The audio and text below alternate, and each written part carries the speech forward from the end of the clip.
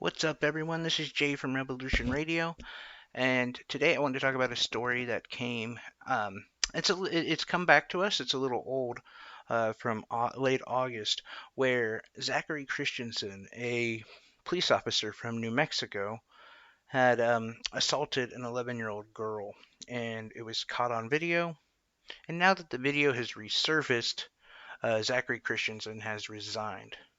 And some of you people might say, well, good, at least he resigned. Now let me tell you why he's a piece of crap, because he wouldn't have resigned if this video hadn't came out. Um, some of the reasons why he said he used such force was because she was picking at a sign that was taped to a door. She took too many chocolate milks, and that she um, had assaulted her principal. Now that's pretty serious, except for the principal and others concluded that that was not true because the principal said that she wasn't attacked. In fact, during the altercation, the principal and another teacher were yelling at the police officer, Christensen, and saying, "She's a threat to no one. You don't have to be so physical with her." Um, but that didn't matter. He still did it. Now, why would a piece of crap person do this? Um, because they can get away with it, honestly.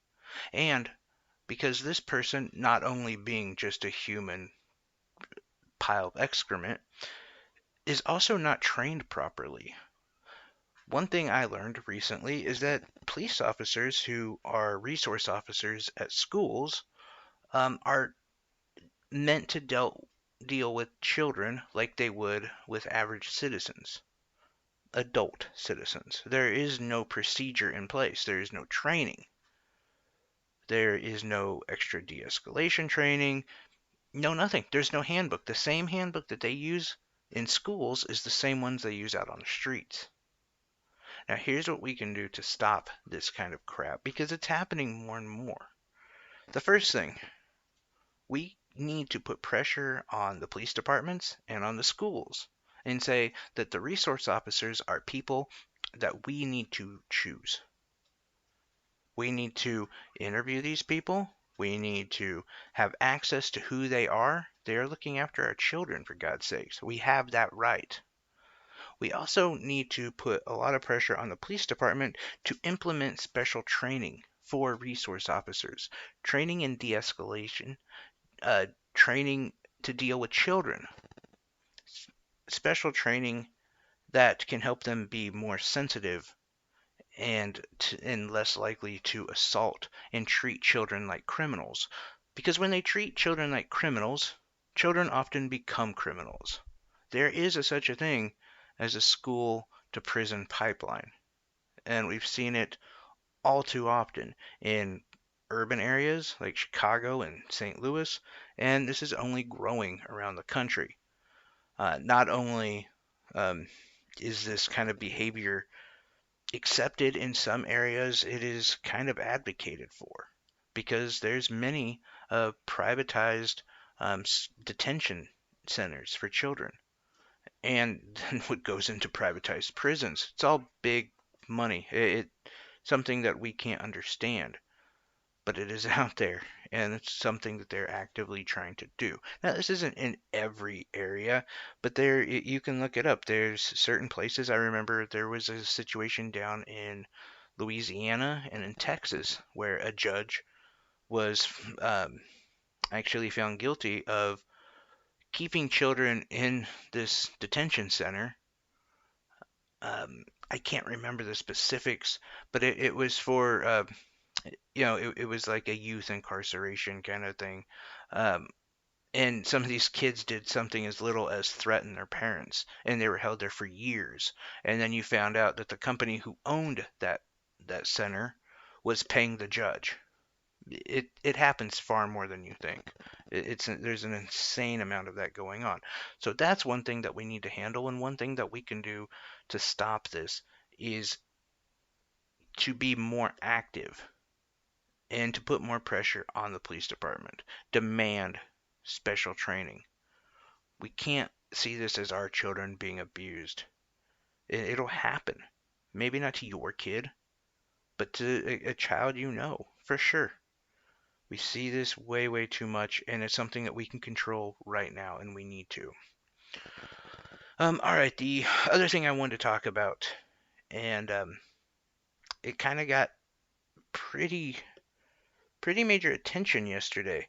Um, we saw the headlines everywhere that Trump's lawyers advocate that he is able to murder someone and not be held criminally responsible.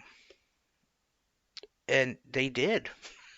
They did. So, in a hearing, and this one is a situation where, because Trump is in so many of these hearings around the country. um, there's like four of them I can think of, honestly, but I actually think that there's more than the four that I can side off. But anyway, in this particular court case, it's the situation where they say that he needs to release his tax records, and his lawyers are fighting it, and they're saying no, and they actually advocated for the fact that um, since he is a president, he is above any punitive measurements, meaning he can't legally be held responsible for anything he does. Essentially.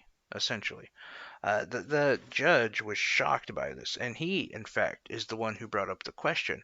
So you're saying he could shoot someone in broad daylight, and he shouldn't be arrested for it because he's a president?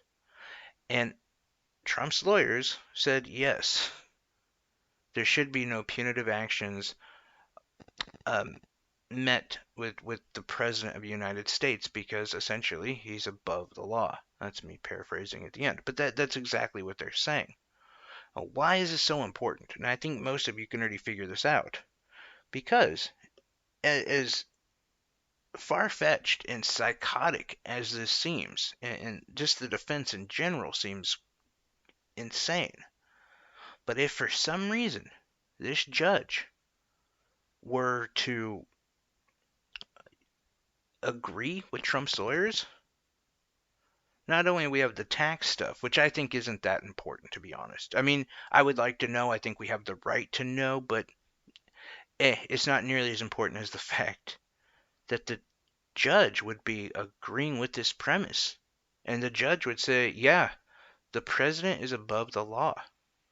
The president shall not be, um, shall not have to face criminal justice for his actions.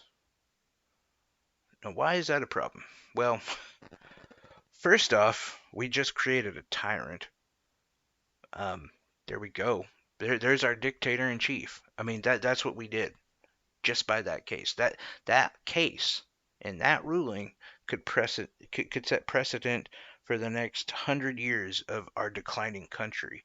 And trust me, if that's the way that the ruling goes, our country will be declining. Because look at what Donald Trump could do. And mind you, I'm only saying that because he's the president. If this was Obama, I would be just as outraged and just as scared. The president in this situation could decide, hey, California usually votes blue. There's Colorado sometimes votes blue, and let's say his polls indicate that Colorado will. Deciding he needs those two states shut down, he could just close the voting booths, all of them. No, there's no voting in California, no voting in Colorado. And who's going to argue? In fact, I mean, people will probably be upset, but what are they going to do? He could revert back to that court case and say, you can't, I'm not legally responsible for my actions. You cannot press criminal charges against me. I'm above the law. I'm the president. I'm your dictator now. Furthermore, may not even go that far, because that is kind of just pushing it in your face. What he can do, though, is let's say Elizabeth Warren is the one he's running against. He could just have her arrested. Yeah, why not? You can't go after Trump for anything. You can't say it's wrongful imprisonment, because it is wrongful imprisonment. But that case said that he cannot be held criminally responsible for that. He is above the law. Then Bernie Sanders, say he's number two, he steps up. Okay, I'm going to Trump. You'll just have him arrested too. Anyone who he disagrees with, just have him arrested. Or worse, we don't know. But he could get away with it, is my point. And there is nothing legally that we could do because this case would set precedent. And I know that seems insane. Would we really do that? I don't know. I don't know. I would like to say no, but I'm really not sure anymore. I have seen crazier stuff happen, and they always say there's going to be an end to our empire. That could be it. That could easily be it. Anyway, that's just my take on it. Bo of the Fifth Column breaks it down really well. He's somebody who I do listen to quite a bit, and there's a lot that he goes into. I think it's great. He can take these kind of topics and make them into like 2 or 3 minute little segments, which I think is insane. I try my hardest to get them under 15 minutes. But anyway, yeah, check out his channel. He's got a lot there. I shouldn't be the one piping him because I'm sure if you're listening to me, you've heard of him. Anyway, I'm Jay Dillon on Facebook, on Twitter, it's JC Show VIP. Spotify, I love you guys. Everyone on there, thank you for the interactions. YouTube, I need those interactions. If you disagree with me, for instance, on this topic, let me know. I'd love to hear it. Um, but we are gaining some attention on the YouTube. It's a community of ideas, and that's the whole point. I love the interaction because of that. And Spotify, for some reason, Spotify has really helped with that. That's what started this whole idea to even branch out on a YouTube channel because there's a lot of interactions, there's a lot of discussion. I love that. It's great. It's good to have a little bit of discussion on what's right, what's wrong, without going after each other, without being petty. And that's what this is about. This is what I'm trying to start. Anyway, I I almost said iPhone, iTunes, Anchor, all that stuff. Look up Revolution Radio. The main show, by the way, the big show that we do every week is coming back in the next week or so. So excited about that. Anyway, thanks a lot, guys. You have a good night.